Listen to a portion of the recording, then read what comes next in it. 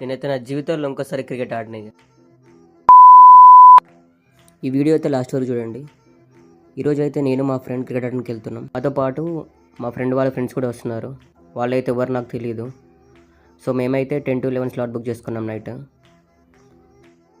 మేమైతే గ్రౌండ్కి అయితే వచ్చేసాం, కానీ అక్కడైతే వేరే వాళ్ళు ఆడుతున్నారు. అలా ఈ గ్యాప్స్ అయితే టీమ్స్ అయితే డివైడ్ చేసుకున్నాం. మా ఫ్రెండ్ అయితే నా బ్యాటింగ్ గురించి మామూలు ఎలివేషన్ ఇవ్వలేదు. నేను అట్లా ప్రతి బాల్ 6 కొడతా అని వాళ్ళతో చెప్పిండు. అది విన్నాక వాళ్ళైతే నన్ను వాళ్ళ టీంలోకి తీసుకున్నారు. నేనైతే ఫుల్ ఎక్సైటెడ్, ఎప్పుడెప్పుడు బ్యాటింగ్ కొడదామని.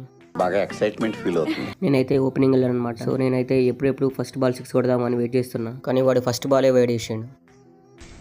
ఎందుకు పుడతారో కూడా తెలియదండి మనుషులు. కొంతమంది బేసిక్ సెన్స్ ఉండదు మనుషుల దగ్గర.